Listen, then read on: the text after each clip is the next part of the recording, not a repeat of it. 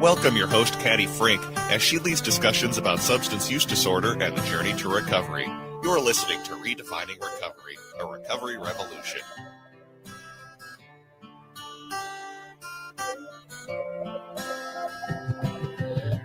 Gotta let it just like hit that magical point there on the music. Hello, hello, hello, everybody who's listening. This is Caddy Frink at Redefining Recovery, a recovery revolution, brought to you by Minnesota Recovery Connection and AM 950, the progressive radio station. I'm here with Josie, how exciting.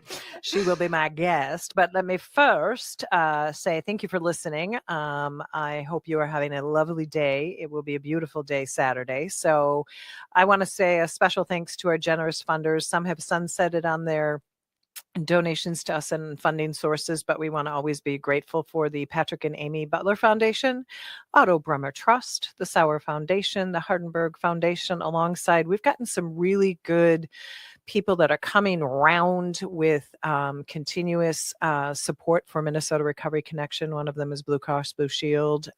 So I just want to say thank you for all of that. For those of you that were at the Walk for Recovery and did some fundraising for us, thank you for all that. For those of you who just have given donations here, there, and everywhere, and any of you that actually have a little extra something in your pocket, right, Josie? Yeah, that's right. Yeah, just let us continue to do our great work. So with that point, Josie, you are a navigator at Minnesota Recovery Connection. But I can't ask that because first I have to ask you, what's right with you today, Josie? What is right with me? I would say just life right now in this moment today. I went back to work this week after being off for a few months. So just very grateful to be back in such a welcoming and accepting environment at Minnesota Recovery Connection. Oh my, such a praise we have. And then what's right with you, Caddy?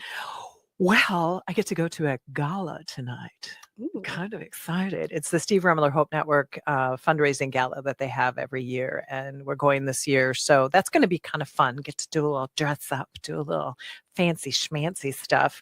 But along with that, I get to see a good friend. I get to actually sleep in a little bit. I've been just not sleeping well lately. So I'm kind of really looking forward to sleeping in tomorrow. Yes. It's going to be great. Yes. But as I said, Josie is a navigator at Minnesota Recovery Connection, which means that she works with the AmeriCorps program, and then even more defined through the Recovery Corps program.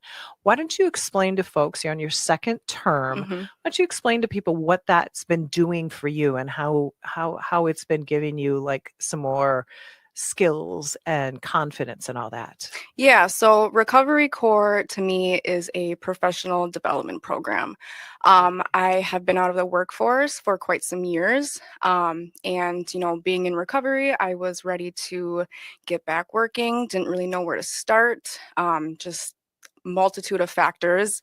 One of them being not being able to pass a background check. So that's a huge barrier for employment. Yep.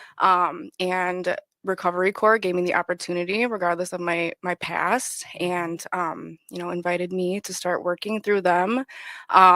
I've noticed a lot of growth in myself, especially, So have I, everybody. Yes.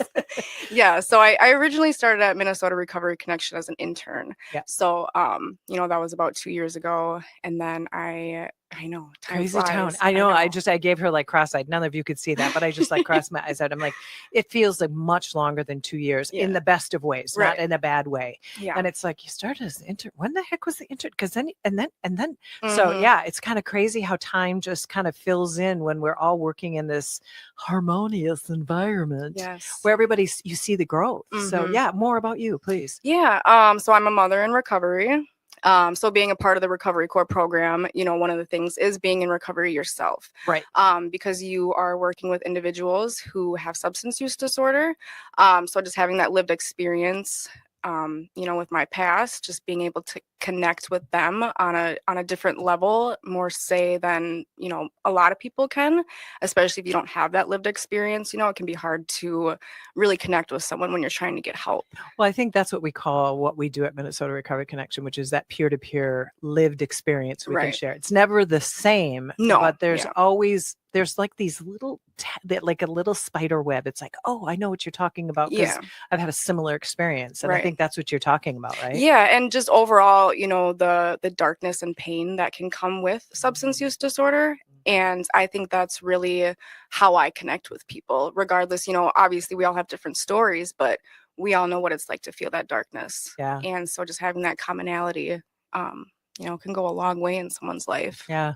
Wow. You said it very well, that darkness and that, we close in, right? We Mhm. don't want the world to know how much we're struggling or Yeah. what we're struggling about, Yeah. or we're living in that shameful place. Mhm. And I think that's one of the things that, when you think about the listeners who are listening to this all over the United States, as well as I know somebody's listening in both Canada and in the UK. I don't know if we go any longer or farther than that.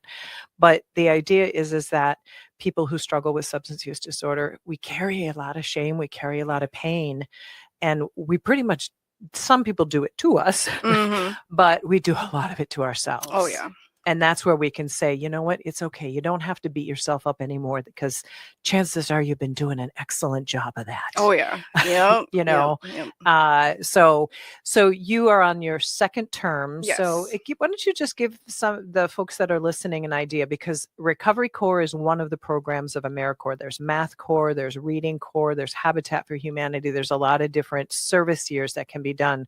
What are some of the benefits that you experience with working with Recovery Corps? Like some of the things like they help with childcare and various things. What are some of those things that are benefits? Yeah, so one of the main things that originally drew me to AmeriCorps is just the fact that you get to keep your state and county benefits. Because I do have 2 children, like I Which said. we're going to talk about soon. Yes, mother in recovery, and daycare is expensive. Yeah. And I get to keep my daycare assistance being employed through AmeriCorps, and so that was huge for me.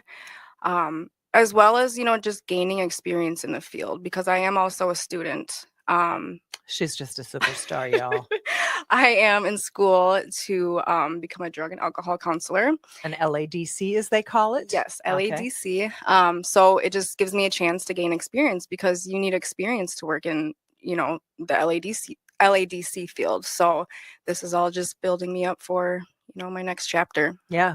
Well, and it's interesting because when I do the training with peer recovery specialists, there are people who are in various spaces like yourself, either in school, going to school, thinking about school, have been LADCs and kind of want to step back because there's a different relationship that we get to have with people that struggle with substance use disorder, doing this peer-to-peer work. Right. It's not as clinical. So that's one step you're going to have to make Yes. when it comes to that. Yeah. But I think a lot of what I've seen in Josie is this ability to really just kind of step into her own comfort with her recovery and step with people. In the beginning, every navigator that comes in who's kind of fresh off the beaten path, they're like, what am I supposed to do? How am I supposed to do it? I'm scared to do it. And Rachel admitted last time that she even unplugged her phone. Yes. She told me that you kind of busted her out on that one. Yes. I was like, why isn't your phone ringing?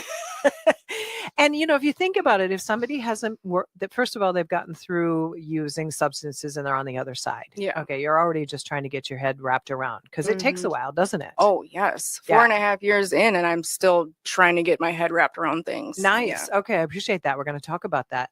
And then you go into a formal work environment where there are expectations. We're not pressed hardcore, but we still have to meet you have to personally meet through the program certain guidelines, and then we have some basic things that you need, and then you just still don't know what you're doing. And then you sit in a classroom with me for a week, like, what the heck is all this about? So it's intimidating in the beginning, but what you said is it's a growth spot that a lot of people can benefit from. Just getting back into something. Yeah, something. After Yes. being out of a lot of things Yes. and possibly out of their little mind too. Mhm.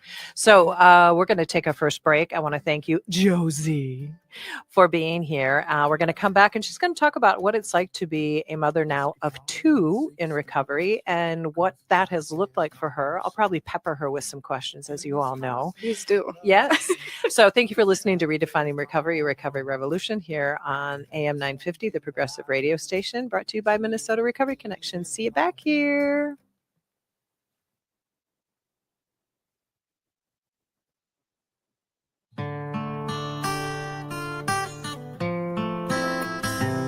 Oh, some nice music to bring us back in here on Redefining Recovery, a Recovery Revolution. I'm Caddy Frink. I'm your host, and I'm across the table from who? Josie. Josie. And we're from Minnesota Recovery Connection, correct? Correct. And what is your position there? I am a recovery navigator there through Oh. AmeriCorps. Through AmeriCorps. Got to throw out props where props are. Yes. You know, I got to say, one of the benefits that we have, other than you and Rachel and soon to be Eddie and Lorraine at one point and Kinsey and now Ryan and a couple of other individuals, is the AmeriCorps program benefits us both, right? Right. You get to have a relaunch of your next whatever. Yes. And Minnesota Recovery Connection gets these incredible people who want to give back, but they're just not sure what that's going to look like. So that's where the fear steps in for the first couple of weeks, maybe a couple of months. Mm-hmm. But it's really an opportunity. So anybody who's listening to this, if you're curious, go to the AmeriCorps website, look at all the different opportunities they have in different fields as well. And there's a lot of benefits to it. It's a federally funded program, so there's always requirements that happens there. But it's really been one of the most important parts of Minnesota Recovery Connection because we can offer free services. And, you know, we have billable services, as we call it, so those people are insured and we offer services. But our foundational piece is helping people and meeting them where they're at. And sometimes people have no money, and that's just fine. Mm-hmm. So that's why we need your donations. Okay, that was just a little plug. So Josie came back from maternity leave, and she started her next season. No, it's not season. Term on Monday, you said. Mm-hmm. So what I would like you to do is, why don't you give us a little snapshot of what was your journey in substance use? You got into recovery and then here you are. So give us a little trajectory. Okay, yeah. So I got into recovery about 4.5 years ago, May 17th, 2021. Not that she remembers or anything. Right. Yeah, thank you. I like Good. I'm counting the days. You know, I got an app on my phone that tells me how long I've been in recovery for. Nice. Yeah, Good. down to the second. Hey, we'll take every moment we can count. That's Yes. fabulous. Me and my fiance, we were using substances together for years. Do you want to identify what those are? Because it helps people out in the world kind of go, like, what does somebody like Josie use? Because what it does is it maybe normalizes it that other people use these too. Mm-hmm. Yeah. My substance that I very liked much so was methamphetamine and alcohol. Okay. And so my fiance and I, we fell in love we first met when we were sober, and we fell in love. Okay. So we knew each other sober. Mm-hmm. We did end up reusing together for a few years. But we still had that. Was there something that happened that brought you back to using? Because sometimes when you meet when you're sober or in early recovery and then you have a reuse, was there something that happened or was it just life? I wasn't stable in my recovery. Okay. I didn't count myself as somebody in recovery. I didn't want to be in recovery at the time. Yeah, I was really only doing it for probation. Okay. And yeah, we just, reused together. There wasn't really a certain situation. It just happens. Yeah, it just happened. Because it is a lifestyle. Yeah. If you're not going to like put a whole ton of effort into it, right, you can kind of get drawn back into it because it's fun. Yeah. I mean, that's the thing. It's fun and you get to forget about all your problems. Right. Yeah. Yeah. And create new ones too. Oh, lots of new ones. Yes. So we had that foundation of, we knew each other already when we were sober, apart from the substances. Nice. So I think that had a lot to do with our success. May 17th, 2021, we both decided to go to treatment on the same day. And from then on, we've remained in recovery. Mhm. 3 months into our recovery, we started a family. So now, I'm newly into recovery, which I wanted to stick with. I Yep. knew I wanted to because that lifestyle was not for me. Yeah. I could no longer look at myself in the mirror, and I no longer had relationships with my family, Mm. and that was really hard. Yeah, all those things get compromised, don't they? Yeah. Even if you want a relationship with them, now she's tearing up on me. We can't have that because then I'll start to cry. But that you're right. When you go back into use, all those relationships just get compromised. They do. To a Yeah. woman coming into tears right now. So Yeah. you wanted it all back. Oh, I did. Yes, Yeah. absolutely. Um, so let's see. 3 months into our recovery, we started a family. So, now I'm dealing with these new identities, which was very hard for me because I never even really had an identity before. And I think that's a huge reason why I started using substances, because I didn't know who I was. Interesting. Yeah. And I just wanted to fit in. I wanted to belong. And so, now I'm dealing with being newly in recovery. Now I'm a mother in Now, recovery. were you in recovery when you were pregnant? I was, yes. Okay. So I got pregnant 3 months into my recovery. Got it. Yeah. Okay. So these new identities, that was so scary. Wow. And something I still struggle with now is survivor's guilt. And so I'll kind of talk about that a little bit. Survivor's guilt is I feel guilty because why do I get recovery and to build my life back up when others don't? What's so special about me? Because you've been working at it, love. Yeah. You've been working at it. And again, folks, you can hear the tears behind this, which is really, but it's so important that you are very real here, because recovery has a lot of different phases. Yeah. And you feel guilty, the survivor's guilt, that why can't other people get this? Because geez Louise, it works. Yeah, it does. And it's beautiful. Yeah. Recovery is beautiful. And it's, something that I can gift to my children. Oh, beautiful. And so she has a lovely daughter who is now how old? 3. 3. And so I'm going to let her compose herself and talk for a couple of minutes. She's doing okay. Take a sip of water. Seriously, take a sip of water.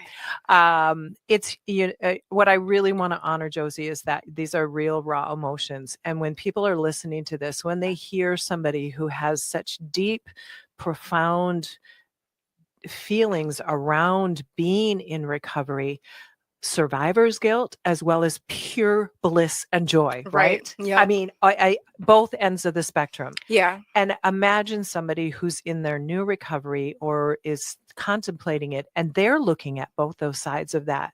So folks who are listening, think about that. You've got somebody who has been using substances for whatever reasons, sees a person who's in recovery, is envious and wants that, but can't quite fit those two pieces together.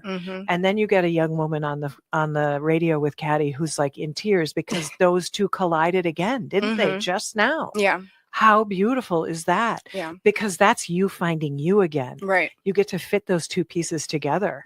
I'm just telling you, girl, you're amazing. So keep talking, please. Yeah. So, just going off of the beautiful gift of recovery that I can give my kids, I think that goes hand in hand with breaking these generational curses. Yeah. I know you don't like the addiction language. No. Okay. No, we use all languages because they're all very relevant. We just like to say, somebody who's sober can be sober, but then find recovery, or somebody has a relapse. We can just reframe that as a reuse, or it's still a relapse. It's all the same darn tootin' thing. Yeah, I am a teacher. You know that. So I like to correct stuff. Yes. Not correct it. Just give it another phase. But please continue. Addiction runs in my family. Yeah. I probably would say everybody in my family has or had some sort of addiction or mental illness. Wow. So, this is just something that I'm doing so that I can break that generational curse, because it is a curse. It is. It absolutely. It might be a beautiful curse, but it has its, as you said very well, some very dark sides. It does, yes. Yeah, because those dark personalities come out when they are consumed by something that is not a good chemical in their system. Right. And then all of a sudden behaviors change. Yeah. And those behaviors really are probably not the real human, but you get altered in your mind and how you see reality. And so anybody who's listening, if they've ever seen somebody who's either used alcohol or used any kind of illicit drug, and you see their personality change, that's generally not who they are, but Right. that's the substance kind of getting them thinking in this weird and wacky place. Yeah. And boy, we will justify the Oh, bejesus out of it, won't we? yes, we Yeah, will. I'm just fine. Right. Aren't you just fine, Josie? Yeah. Drunk as a skunk or high as a kite? Right. Yeah, we're just fine. Yeah. Yeah, not so much. And like I said earlier, I'm perfect. Everybody else is the problem. Because that is just the way we think about it when we're Yeah. locked in that space of really not understanding. Like you had said, you didn't know who you were. Yeah. So what you did was you followed a group, you followed a people, you followed some activities that made you feel part of it. Think about that from the gang mentality, from the mobster mentality, from those who are selling substances out on the streets. They're forming their own little posse of some kind because somehow we're all more or less thinking the same. We all have the same ideals, not identities, but ideals, and we can all we can gather together. And you just wanted someplace to belong. Yeah. So much. And so then here you are, you've got one baby. Now what happened next? Yeah. So I had a baby boy 2 months ago. Woo-woo! What's his name? His name is Lucas. Lucas. Yes. And so now my identities are being in recovery and a mom. Right. And then, you add another baby to the mix, and now your identity almost shifts again. Yeah. Because being a mother of one is so different than being a mother of two. I can only imagine. Yeah, you're dealing with two different emotional needs, different stages of development, and it takes a lot. It takes a village for sure, and a big support system, which I have, and I'm very grateful for. Yes. And one of the big things that I was so worried about was, do I have enough love for another human? What an interesting thought. Yeah. Yeah. Like how, I love my daughter so much and she gets all my love. How am I going to add another one to the mix? And then you got a partner too. Right. Yeah. Yeah. She loves him too. Yeah, I do. But it's an adult love. It's a Yeah. different kind of relationship. But Right. it's still important. It needs nurturing. Oh, absolutely. But then yeah. you got a new little Luke going on Mhm. there. Yeah. And so, you're overwhelmed, Mhm. but I also feel more grounded at the same time. When my son came, I just felt complete. Like that was the missing thing, and so just It sounds like it filled it I remember when you first came to work with us and you had your daughter, and I remember we went out to a couple of events together. Yeah. So much fun with your kiddo.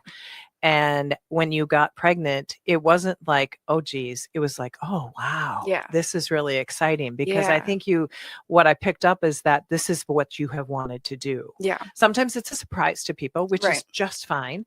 But then when it's wanted and you're kind of have planned on it, you wanted to Mhm. have another child, there was this exuberance in you. It's like, besides the fact you're cute as a pumpkin when you were pregnant, my goodness, she was just like this. She's a very small, petite young lady, and then she's like this basketball in front of her, and she was always going to the kitchen to eat. It was so funny. It was so funny. But you got to nourish that little human inside you and you to carry it. Yeah. But I know you kept growing and growing, and you never compromised. Like, I can't do this because I've got to, Caddy, I'm pregnant, so I can't work. You were devoted to doing the job that we needed you to do. Oh yeah. But most importantly, what you wanted to do. Yes, because at the end of the day, I am doing this for my children. Mhm. Yes, I'm doing this for my own recovery, but that all contributes to who I am as a mother, Mhm. period. So if I don't have my recovery, then how do I have my children? Right. And how do you break that generational trauma that's been implanted? And then Right. also, what you're also doing is you're building your recovery community. Mhm. You have the MRC family, but I know you also, as we grow in our recovery, we don't necessarily we can build more people in, but we just see life with just so much more joy and so much more acceptance. Yeah. And even if somebody is having their worst day, you can say, but you have today. Yeah. And I think sometimes people have to be reminded, even on the worst day, it's like, thanks for stopping in. So you had a busy day. I think it was yesterday. You were you were taking new participants in. What does it look like when you are meeting somebody for the first time? So we've wrapped up. Josie's had 2 babies and she's fabulous. Okay. What I also want you to do is share what you have been able to learn in your position as a navigator, and what does it sound like, maybe not one person, like what does it sound like when you meet somebody where they're at when you're meeting a new person? So meeting somebody where they're at, to me, is whatever they're going through, whatever place they are in their life, I'm here for them, regardless, if they're still using, if they have years in recovery, a few days in recovery, I'm here for them wherever they are, and I'm going to support them regardless of, if they don't show up to a meeting because they're using. That's okay. That's totally okay. No judgment. No judgment here. Yeah. I know how hard recovery can be, especially in the early stages. So yeah, just meeting somebody where they're at, accepting them regardless of where they came from. Sometimes people are, and I don't mean unpredictable, like harmful, but unpredictable in how they emotionally show up. Would that be accurate? Oh yeah. Yeah. Cause it could be, different one week from the previous week. Right. Yeah. So sometimes when people are off substances, like you say, one week you meet them and now they're a week in recovery, they might feel incredibly different, or they might feel really awful. Yeah. Would that be accurate? Oh yeah, absolutely. Yeah. Because when we're having those substances leave our system that we're so used to having, I've talked about sort of the science of addiction, which I cannot be a scientist, that's for darn tootin' sure. But when all you've been putting in this dopamine and this all these chemicals in a fake way, when it starts going out, your body goes, I don't know what to do now. So I'm just going to feel like poop at this point. Right. And so sometimes people show up sort of like uninterested, unexcited. How do you give them an opportunity to perk up a little bit? What does that look like? I like to use humor. Nice. I would say I'm a pretty goofy person. Yeah, she's got a good giggle here, folks. So I really like to incorporate that because I think that humor can be an icebreaker, make somebody feel more comfortable. Like, oh, maybe, life doesn't have to be so serious, because it doesn't. And yeah, I think that just using that lighthearted goofiness really attracts people. Nice. And makes them feel comfortable. And so, yeah, that's what I like to do. Yeah. Well, and I think sometimes that gives people permission to sort of relax and maybe use some humor they might have themselves, because I think a lot of times what can happen in the industry of addiction and treatment, and that is you come in, you fill out the paperwork, here's what you're going to do, here's how you're going to do it. And in our case, they come in, we got to fill out some paperwork because we just got to do what we got to do. Yeah. But then we get to turn the table and say, and what do you want to do? Right. And they're like, huh? That's not the way it's always looked, right? Yeah. When you say that to people, it's like you say, hey, what do you want to do in your recovery? What's been that experience like? I find that people at first, have a long pause, trying to really gather their thoughts about what do I want in recovery? Because I feel like a lot of times people don't think of that right away. They think of, okay, I just have to stop using. Right. And that is their main focus, which I think can kind of be a bad thing, because once you focus on that so much and then you start to have these like triggering thoughts that maybe you want to go out and use, that's when you just get more shame and guilt. Right. So asking somebody what they want in their recovery, it's always a different answer. And I think sometimes because I don't work directly with, but I work directly with, so it's sort of like one step removed. I think the other thing that comes to my mind, and that is when you say, hey, what would you like to do with your recovery? Like you said, somebody, they're stonewalled. They're like, I don't know. Right. what's your need of the day? What do you need right now? Yeah. And so sometimes I think we have to think about when we're asking people when they're struggling with trying to figure out what their next steps are, what would help you right now? What Yeah. would be the one thing that we could put some energy into, or what would you like to do? Because I think sometimes we have to break down I mean, we think of recovery and we think of getting sober, we think of addiction. It's a monster. Yeah. And we got to break this baby down. Right. You know, Right. so you use a little bit of humor and ask them what they're looking for. And then I think one of the key goals that when I go through training, that is simplify things. Yeah. And how does that look to you when you do that? And would you set small goals for people? Yeah, we'll set small goals. At first, a lot of times people just kind of like word vomit all these goals and great plans that they want, and that's amazing. That's awesome. Yeah. But let's focus on short-term goals right now. Attainable goals. Attainable goals, Yeah. yes. And we can have these long-term goals Mhm. and take steps, slowly and to get to that point. Yeah.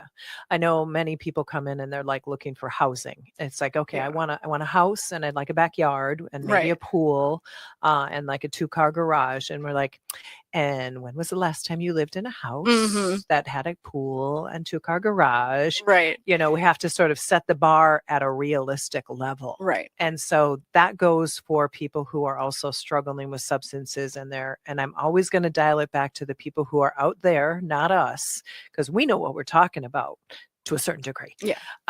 But people who love people who are struggling with substances, simplify the situation, folks. Mhm. Simplify it. Yeah. Don't ask somebody to go to treatment without them having any idea what treatment looks like. Don't ask them to stop using substances when they've been doing it for years. Right. Because that don't work, does it? No, it does not. Got to slow roll because Yeah. it's really super important. And this is where what we talk about meeting somebody where they're at. Josie's talking about sometimes people have used chemicals, sometimes they haven't, sometimes they're on a long journey of recovery. And then you think, well, why would anybody?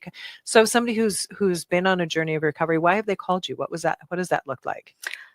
A lot of times it's, they might not have anybody else to connect with.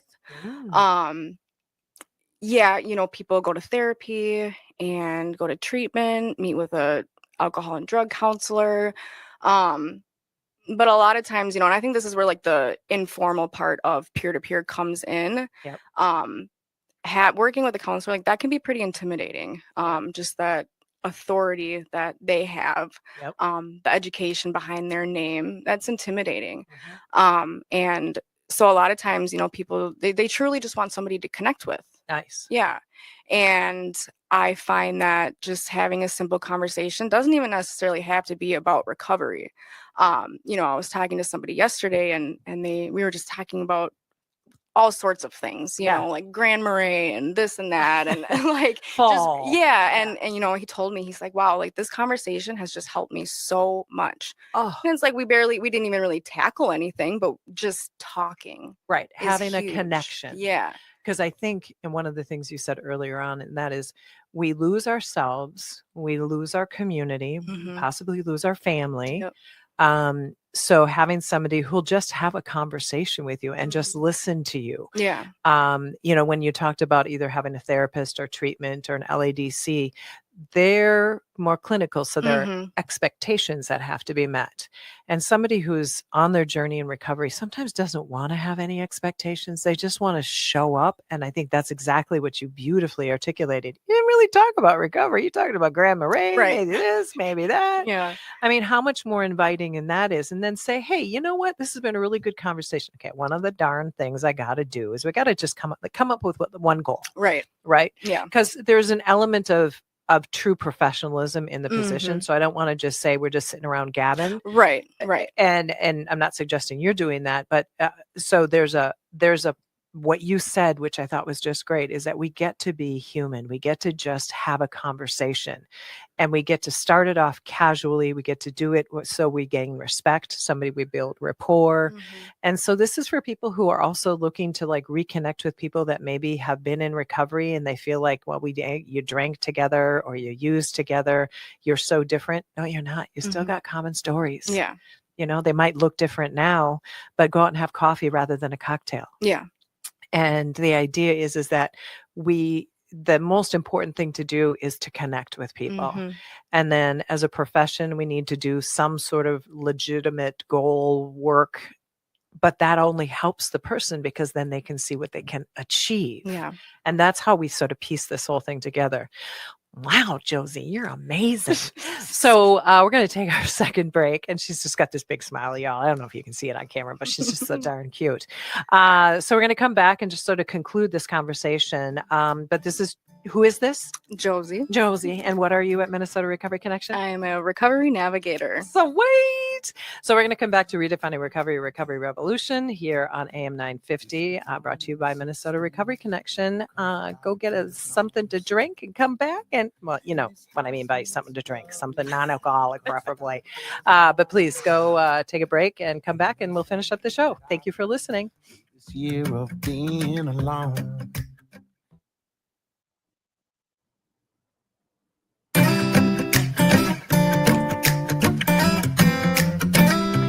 So we got that happy music coming back, jamming to the tunage.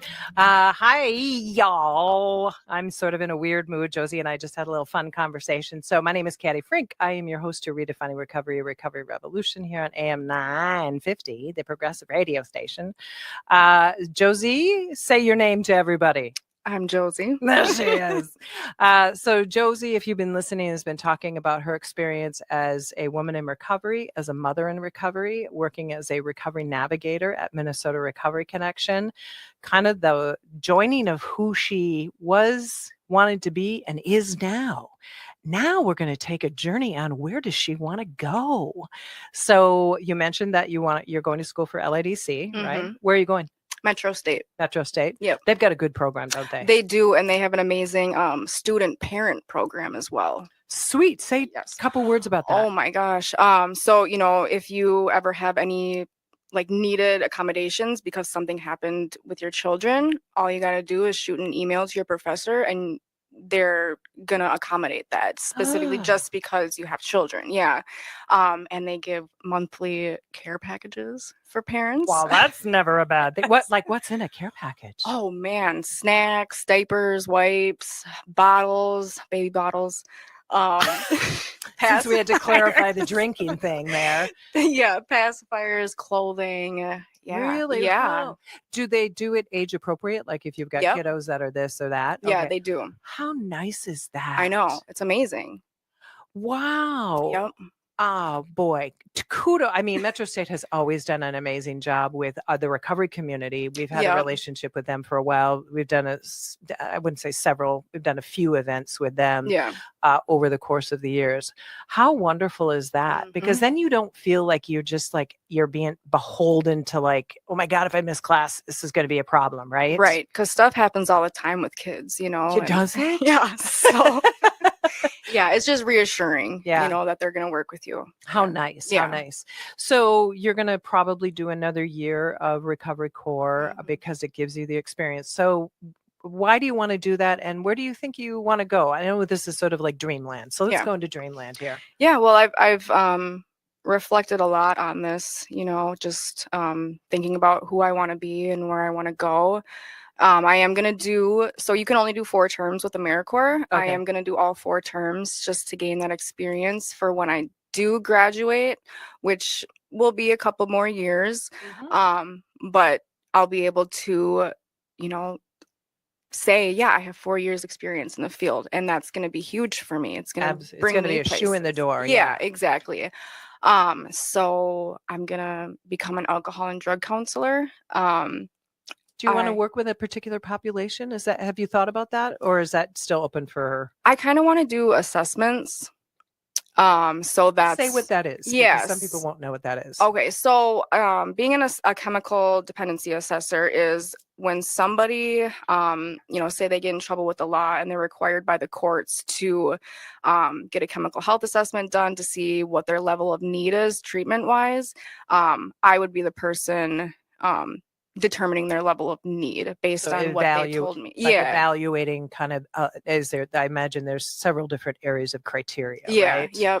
Okay. And then just referring them out. Yeah. To whatever it is would be next. Is it treatment? Is it inpatient? Is it outpatient? Is it maybe they just need some sort of sober living or sober home, but they Right. need to have an assessment to be able to get into, Yep. because it's complex when people are, and correct me if I'm wrong, because I sort of know this stuff. So when somebody wants to go into some sort of program in a lot of different venues, they need to be assessed because somebody on the other side has to know the level of care they need. Is that accurate? Correct, because there's different intensities of treatment. Okay. So, you have the low intensity, medium intensity, and high intensity. Okay. So someone with maybe not as severe of a substance use disorder might go to a low intensity program. Okay. Yeah. And then, so that sounds it sounds kind of interesting. And it really sounds like the perfect door from what you have been doing for the last couple, 2-3 years to Yeah. do a couple more years, because you've literally met people at that space where they don't know what they want to do. Right. And you have that humor, as Mhm. you've said, to sort of say, hey, it's okay. Let's just break this down. Yeah. Let's just have a good conversation. You need this assessment to get to the next place. Mhm. And it's okay to be not okay today. Yeah. And that's, I think people need permission to know that even on their worst day, it's okay. Yeah. Yeah. Yeah. So I want to step back just for a little bit. When we first started talking, that you had a justice impacted background, Yeah. and that became a barrier to you. And I don't need to know the details of that, Sure. but so did that impact jobs? Did it impact housing? Where did that impact come? Yeah, so it ultimately, I started school to get my associate degree originally, and by the end of those 2 years, I needed somewhere to do my internship, and that would have had to been at an organization that is within like the human services fields, which is Right. pretty broad. So Pretty there was broad, yeah. lots of opportunities, but most organizations you have to pass a DHS background check. And that's something that I just wasn't able to do. So that was a huge barrier. I reached out to so many places, and it was very overwhelming because it's like this is the thing that was holding me back from getting my degree was this darn internship. Yeah. Wow. And I found Minnesota Recovery Connection, met with Sarah, Mhm. and she was like, yeah, you can do your internship here, no problem. Right, because we don't And- do a DHS background check. We do Yeah. a light and breezy background check, and also we want people to be honest with us, so we know. Yeah.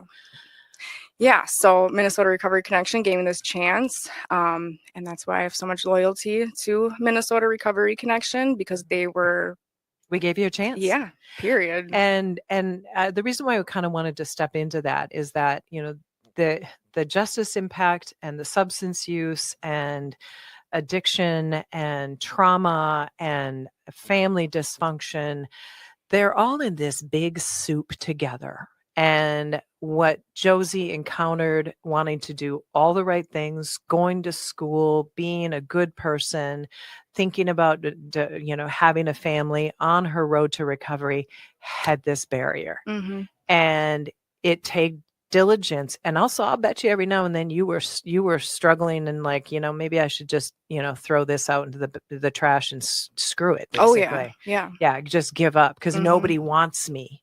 I'm feeling Right. alone again. Yep. I don't belong anywhere. Would that be accurate? Absolutely. Yes. Yeah. Yes. So imagine people when their individuals are out in the community and they're trying to get it together and they have these barriers Mhm. and they keep coming back to their family or their friends and saying, I just keep running up against this. And it's like, well, you shouldn't have done it. Well, that's already done. Yeah. So words of encouragement. Can we reach out to our organization, reach out to other organizations that have a justice involvement friendly environment? Because look what can come of it. Yeah. And that's Josie. Yeah. And, now I applied for a set aside. That's right. So a set aside means we just get to put everything that was kind of in the past. Mhm. We get to put it in its own little box and it gets to just live way up on a shelf and nobody knows about it anymore. Right? Yep. And then you can pass a background check. Yeah. And, I worked on my set aside for hours and hours and hours. I think what I typed up was almost 10 pages of, what I've done, things I've done differently since then, and where I'm going. and I was approved. And so now my opportunities are literally endless. Boundless. Yes. Yeah. And that's one of the things that we get to do on a regular basis is be that advocate for people at Minnesota Recovery Connection and say, hey, you know what? I see you. Yeah. I see you, and you are a good human, and you've done good things. So write that all down on pieces of paper and submit it to DHS. And that's one of the things that we do at Minnesota Recovery Connection. Well, Josie, it has been a pleasure. Oh, yes. Thank you so much for inviting me. Absolutely. She's got such a good story. And I've just seen, we had a conversation a couple of days ago, and I said, Josie, I think you need to come on the show. And of course, you got red and hot and like couldn't fathom the idea. But these are the stories that we want to tell of all the different ways that people come into their recovery. So thank you for being here. Say goodbye to the folks. Goodbye, folks. And if you're thinking about getting into recovery, do it. Okay. Nice messaging there. Thank you for listening to Redefining Recovery, a recovery revolution here on AM 950. My name is Caddy Frink. I'm your host and brought to you by Minnesota Recovery Connection. Thank you for listening. Have a marvelous day.